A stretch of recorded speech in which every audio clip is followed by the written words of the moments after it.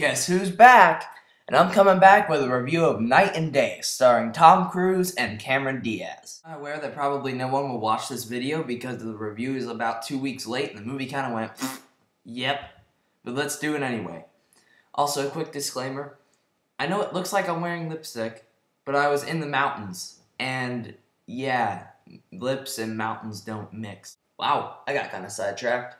This movie centers on a woman played by Cameron Diaz who's just trying to get to her sister's wedding, but all of a sudden she goes on an airplane and runs into a mysterious and extremely dangerous FBI agent played by Tom Cruise. He's on the run from the government because he has a mysterious object that could potentially alter the fate of the world or power a small city.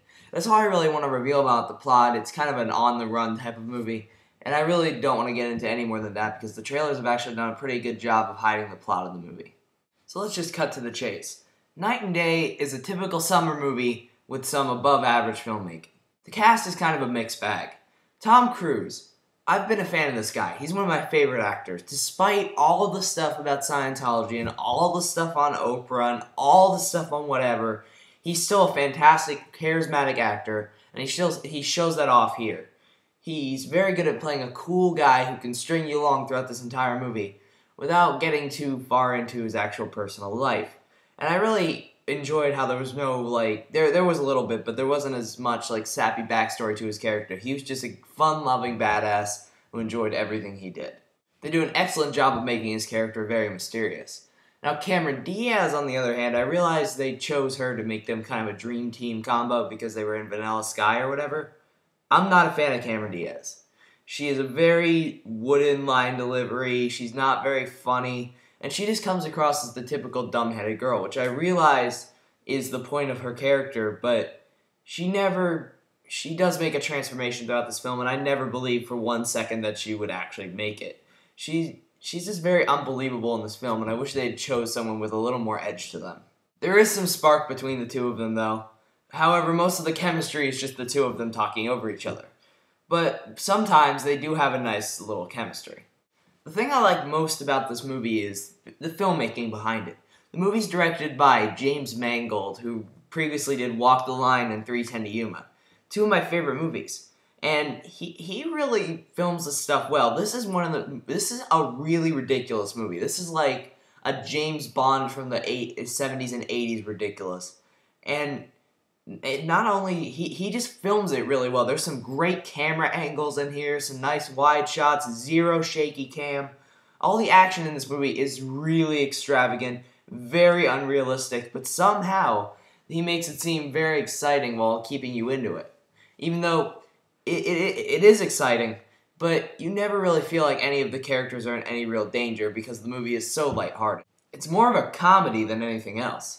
It's a nice little spin on the action spoof genre, where they actually include an action storyline while just incorporating a lot of comedy and ridiculousness to it so it doesn't feel like an overwrought spoof.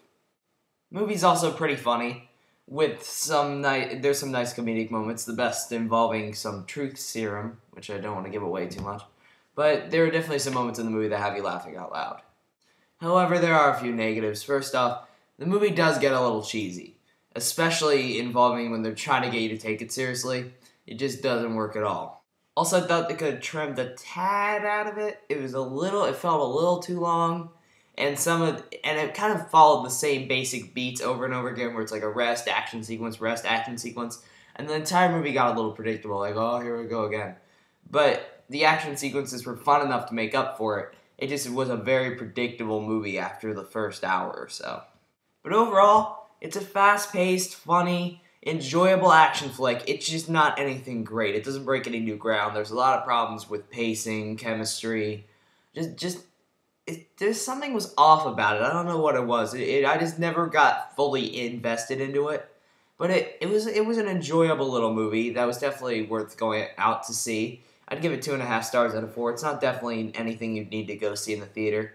But it's certainly something you should check out on DVD. It is a fun way to watch a movie. Now, about the movies I missed... Grown-ups! The Twilight Saga Eclipse. Maybe, but probably not. And M. Night Shyamalan's The Last Airbender. Hell to the no! See ya, peoples.